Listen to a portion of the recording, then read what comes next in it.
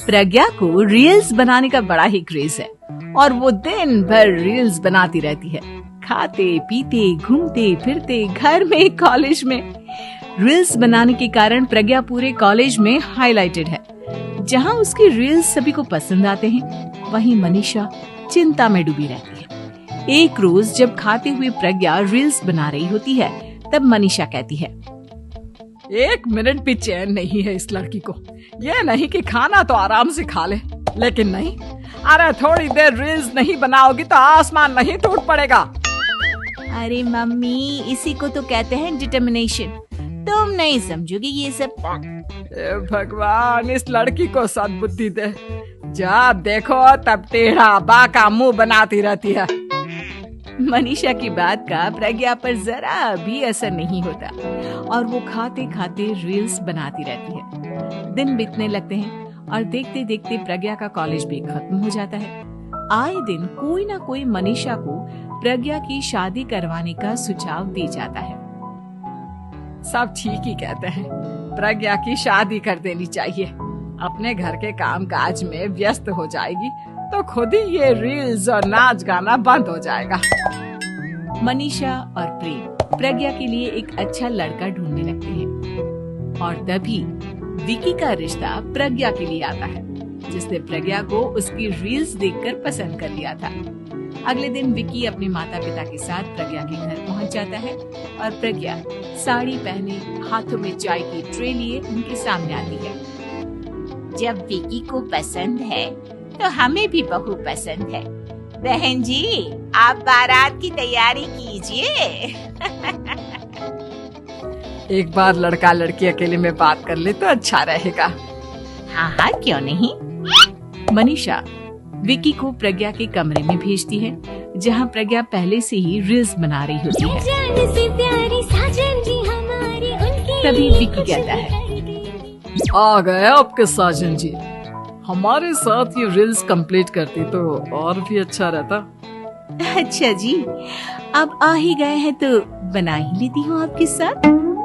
दोनों मिलकर रील्स बनाते हैं। जब वी मीट और तुरंत पोस्ट भी कर देते हैं। फिर विकी कहता है, जब आप साड़ी में चाय लेकर आई तब मुझे लगा कि कहीं मैं गलत घर में तो नहीं आ गया। अब सही है। दोनों की शादी पक्की हो जाती है और शादी के दिन भी प्रज्ञा रील्स बनाने से चूकती नहीं।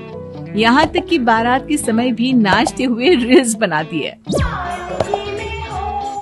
सभी लोग प्रज्ञा की तारीफ के पुल बांध देते हैं और प्रज्ञा नाचती गाती अपने ससुराल चली जाती है। सब कुछ अच्छा चल रहा होता है। प्रज्ञा यहाँ भी दिन भर हर चीज की रील्स बनाती रहती है। लेकिन कुछ दिनों के बाद जब सुनीता कहती है, बहू, ये रील्स के साथ साथ कुछ काम भी कर लिया करो। वैसे तुझे और क्या क्या बनाना आता है? मम्मी जी, वैसे तो सब कहते हैं कि मैं सब कुछ अच्छा बनाती हूँ, लेकिन मुझे लगता है कि मैं मैगी अच्छा बना लेती हूँ। हाँ, कॉफी भी अच्छा बना लेती हूँ और मुंह तो सबसे अच्छा बना लेती हूँ। हैं? अच्छा। सुनीता अपना माथा पकड़ लेती है और कहती है, बहू, कुछ खाना बनाना भी सीख लेती। मम्मी जी, मैं लंबी प्लानिंग कर रही हूँ। जल्दी ही मैं इतनी फेमस हो जाऊंगी कि मुझे पैसे मिलने लगेंगे। हम दोनों सास बहू राज करेंगे, राज। नौकर काम करेंगे और लोगों की तो लाइन लगेगी हमसे मिलने के लिए। तेरा दिमाग खराब हो गया है क्या बहू? हंसी मजाक तक ठीक है, लेकिन इस तरह घर नहीं चलते। जितना जल्दी हो इस घर के तौर तरीकों को सीख लो। प्रज्ञा मुंह घुमाकर चली जाती है और तुरंत उसी वक्त एक रील बनाती है। ये देख सुनीता का गुस्सा 7वें आसमान पर चला जाता है और विकी के घर आती ही सुनीता उसे सब कुछ बताती है। विकी भी अब प्रज्ञा की इन हरकतों से परेशान हो जाता है। तुम टेंशन मत लो मम्मा, मैं देख लूंगा। विकी कमरे में जाता है तो देखता है कि प्रज्ञा रील्स बना रही है। विकी बड़े ही प्यार से प्रज्ञा से कहता है, प्रज्ञा, इन सब के लिए मैं तुम्हें मना नहीं कर रहा हूँ, लेकिन फिर भी हर वक्त तो ये अच्छा नहीं लगता ना। समझने की कोशिश करो, मुझे भी तुम्हारा थोड़ा वक्त चाहिए। मैं जब ऑफिस से आता हूँ तो मुझे समय देने की जगह इसी में लगे रहते हो। तुम ज्यादा ही सोच रहे हो। तुम भी मेरे साथ रील्स बनाओ ना, तुम्हें भी बहुत अच्छा लगेगा। तुम्हें इज्जत से कोई बात समझ में नहीं आती क्या? दिमाग खराब हो गया है तुम्हारा इस चकाचौंध से। अगर तुमने अपना रवैया नहीं बदला तो मैं तुमसे दूर चला जाऊंगा। तुम ही रिश्ता लेकर आए थे, मुझे लड़कों की कमी नहीं थी और ना आज है। विकी दरवाजा पटक कर चला जाता है। धीरे धीरे विकी प्रज्ञा से दूर होता जाता है।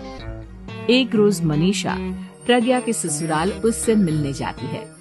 तब सुनीता उससे कहती है, बहन जी, अब आई हैं तो कुछ दिन यहाँ रहकर जाइएगा, आप ही का घर है।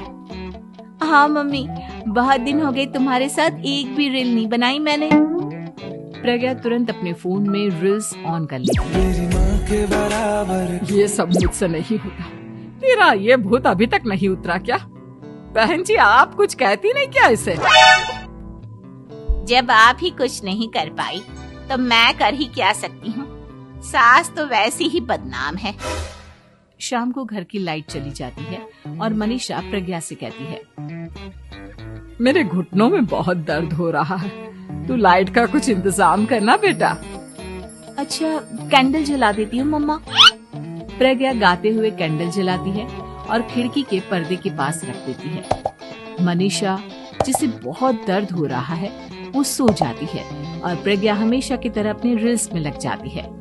उधर कैंडल की वजह से पर्दा आग पकड़ लेता है और मनीषा के कमरे में आग लग जाती है। बचाओ, कोई है, बचाओ! सभी भागते हैं और विकी कमरे की आग बुझाने में लग जाता है, लेकिन तब तक मनीषा आधी जल चुकी थी।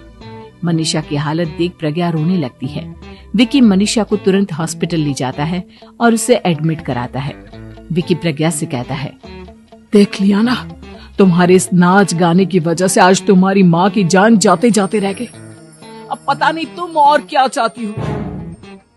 उधर डॉक्टर कहते हैं, इनकी हालत बहुत नाजुक है, आधे से ज्यादा जल चुकी है। प्रज्ञा रोती हुई मंदिर में जाती है और भगवान के आगे जाकर कहती है, भगवान, मेरी माँ को ठीक कर दो। मैं कसम खाती हूँ, हाथ से ये रील्स बनाना छोड़ दूंगी, बस मुझे मेरी माँ वापस मिल जाए। 2 दिन बीत जाते हैं और मनीषा खतरे से बाहर आ जाती है। पेशेंट अब ठीक है, आप लोग उनसे मिल सकते हो। सब कोई मनीषा से मिलता है और प्रज्ञा सबके सामने अपना फोन तोड़ देती है। मुझे माफ कर दो मम्मा, मैंने तुम लोगों की बातों को नजरअंदाज किया। बेटा, कोई भी चीज जरूरत से ज्यादा खराब है। मैंने तुम्हें रील्स बनाने से कभी मना नहीं किया, लेकिन हर वक्त एक ही चीज तो सही नहीं है। मैं समझ गई हूँ मम्मा, आई एम सॉरी।